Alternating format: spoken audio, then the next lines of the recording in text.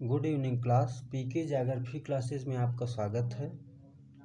आज हम पर्यावरण से संबंधित आपके लिए 15 क्वेश्चन लेकर आए हैं। ये सभी 15 क्वेश्चन परीक्षावाणी पुस्तक से लिए गए हैं। इन सभी 15 क्वेश्चनों में से कोई भी ऐसा क्वेश्चन नहीं है जो पिछले वर्षों में ना आया हो। ये सभी 15 question RO UP PCS TGT PGT के क्वेश्चन हैं। तो आइए देखते हैं। Question number 1। मैं आपको बता दूं, मैं क्वेश्चन पढ़ने के बाद ऑप्शन पढ़ूंगा और उसके बाद 1-2 सेकंड का पॉज लूँगा, तब उत्तर दूंगा। इसके बीच में आप लोग अपना जो आंसर है उसको कमेंट करिए या अपने स्वयं में ही मन में अपना लगा लीजिए, जिससे आपका रिवीजन होता रहे। तो पढ़ते हैं क्वेश्चन नंबर 1। जीवों के पारिस्थितिकी कारकों का योग पर्यावरण है, यह कथन किसका है? आपके ऑप्शन हैं ए फिटिंग, बी चार्ल्स डार्विन, सी लैमार्क, डी डेविस। तो इसका सही उत्तर है ए फिटिंग। Question number 2। अधोलिखित में से भौतिक वातावरण का तत्व नहीं है। कौन सा भौतिक वातावरण का तत्व नहीं है? तो आपके ऑप्शन है ए मिट्टी, बी सड़क, सी पानी, डी खनिज। तो इसका सही उत्तर है बी सड़क। सड़क मानव द्वारा निर्मित की जाती है, यह प्रकृति द्वारा निर्मित नहीं होती है, इसलिए ये भौतिक वातावरण का तत्व नहीं है। Question number 3।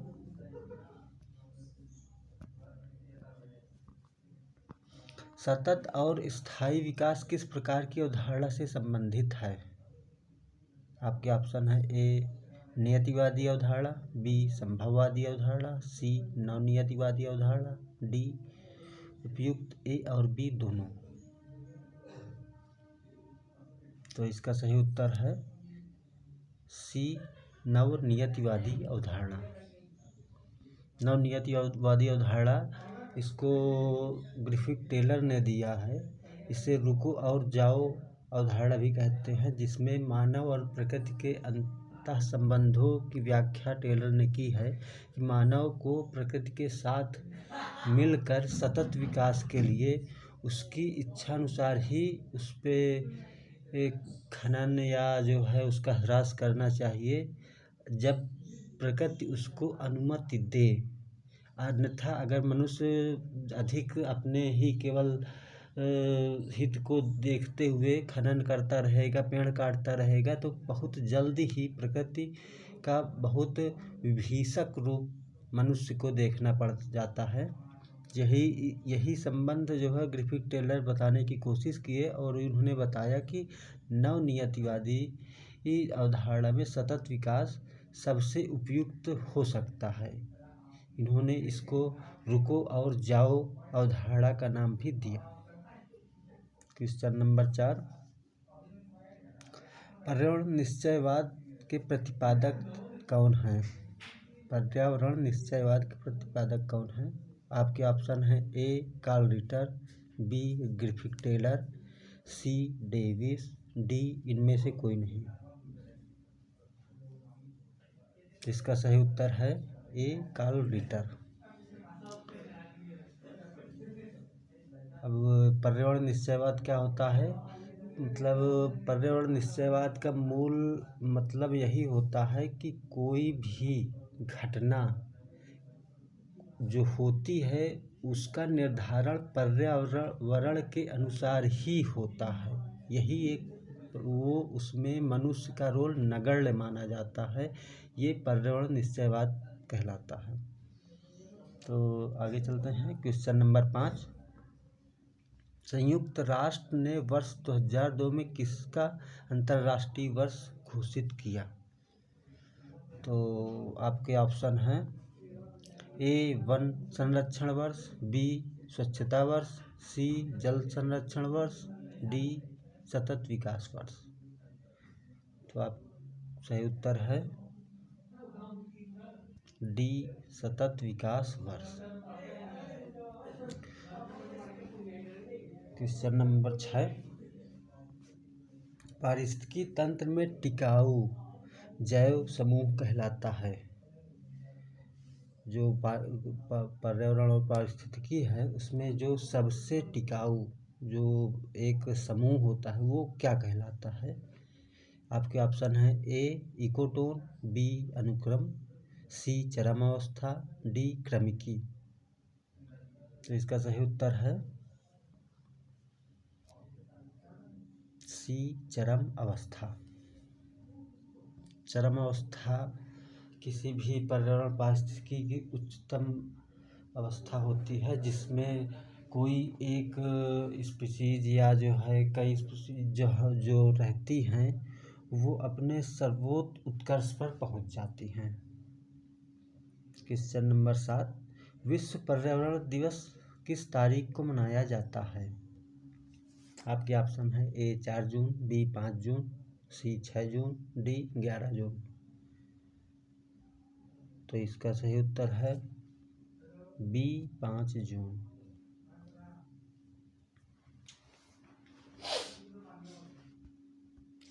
क्वेश्चन नंबर 8, निम्नलिखित वर्षों में से कौन पर्यावरण संरक्षण अधिनियम पारित हुआ?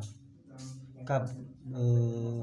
निम्नलिखित वर्षों में से कब पर्यावरण संरक्षण अधिनियम पारित हुआ? तो आपके ऑप्शन है ए 1972, बी 1973, सी 1992, डी 1986। तो इसका सही उत्तर है डी 1986। 1986 में ही भारत में पर्यावरण संरक्षण अधिनियम पारित हुआ था। क्वेश्चन नंबर 9, रियो 20 घोषणा पत्र का शीर्षक क्या था? आपके ऑप्शन है A future we want, the future we want, B the future, C यहाँ पर ऑप्शन में होना चाहिए द फ्यूचर वी सी, यहाँ थोड़ा मिस्टेक है। Option C the future we want to see, और आप D the future we gift. तो इसका सही उत्तर है the future we want, option number ए।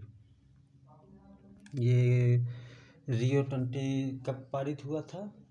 तो इसका सही उत्तर होगा 2012 में।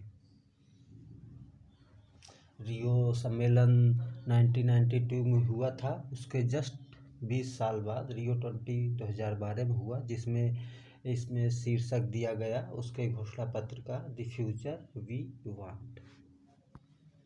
क्वेश्चन नंबर 10, पृथ्वी सम्मेलन +5 का आयोजन हुआ था। पृथ्वी सम्मेलन, तो आपके ऑप्शन है ए 2002, बी 1986, सी 1997, डी 2012। इसका सही उत्तर है सी 1997। पृथ्वी सम्मेलन जो इसे सतत विकास सम्मेलन भी कहते हैं, जो 1992 में हुआ था, उस सम्मेलन के 5 साल बाद 1997 में जो है क्योटो प्रोटोकॉल हुआ। उसी सम्मेलन के बारे में ये प्रश्न है। क्योटो प्रोटोकॉल में कार्बन डाइऑक्साइड के से संबंधित जो सम्मेलन में बातें हुई उसी से संबंधित उसको उत्सर्जन को कम करने के लिए इसमें सहमति व्यक्त की गई। क्वेश्चन नंबर 11, रंध्रों का खुलना और बंद होना निर्भर करता है। पेड़ पौधों के में जो रंध्र होते हैं उनका खुलना और बंद होना निर्भर करता है किस पे? आपके ऑप्शन है ए प्रकाश पर, बी वायु पर, सी नमी पर, डी भोजन की आवश्यकता पर। तो इसका सही उत्तर है ए प्रकाश पर। रंध्र जब प्रकाश पड़ता है तभी रंध्र खुलते हैं, अन्यथा ये और किसी भी दशा में नहीं खुलते हैं। क्वेश्चन नंबर 12, निम्नलिखित में से किस मृदा की सर्वाधिक जल धारण क्षमता होती है? ए दोमट मृदा, बी काली मृदा, सी मटियारी मृदा, डी लैटराइट मृदा। तो इसका सही उत्तर है सी मटियारी मृदा। इसे क्ले भी कहते हैं।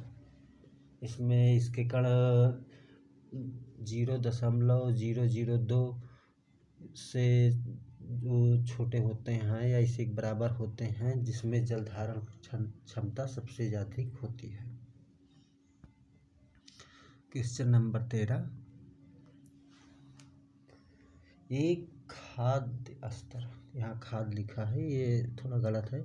एक खाद्य स्तर से दूसरे खाद्य स्तर पर जाने पर ऊर्जा का ह्रास कितना होता है? मतलब कोई भी एक स्तर है, खाद्य स्तर, जैसे कोई मनुष्य किसी मछली को खा रहा है तो मछली एक खाद्य स्तर हो गया और एक मनुष्य खाद्य स्तर हो गया। तो प्राथमिक वाला मछली या दूसरा मनुष्य, तो एक मछली और से मनुष्य में ऊर्जा का जो प्रवाह होता है उसमें कितने प्रतिशत की हानि होती है, ये क्वेश्चन पूछा गया। तो इसका सही उत्तर है option A 20, B 10, C 90, D 30। तो इसका सही उत्तर है 90%। क्वेश्चन नंबर 14, सर्वप्रथम पारिस्थितिकी स्तूप की परिकल्पना किसने प्रस्तुत की? ए चार्ल्स एल्टन, बी वुडम, सी डार्विन, डी टांसले। तो इसका सही उत्तर है A Charles Elton. Question number 15, लवणीय मृदा में उगने वाले पौधे कहलाते हैं? आपके ऑप्शन हैं ए हेलोफाइट, बी लिथोफाइट, सी हेक्सटोफाइट, डी जेरोफाइट। तो इसका सही उत्तर है ए हेलोफाइट। यहाँ पर ये जेरोफाइट एक ऑप्शन है। जेरोफाइट उन पौधों को कहते हैं जो मरुस्थलीय क्षेत्रों में उगते हैं। ये ऑप्शन बहुत अधिक पूछा जाता है ये क्वेश्चन कि मरुस्थलीय जो है वनस्पति को क्या कहते हैं, तो ये जेरोफाइट कहते हैं।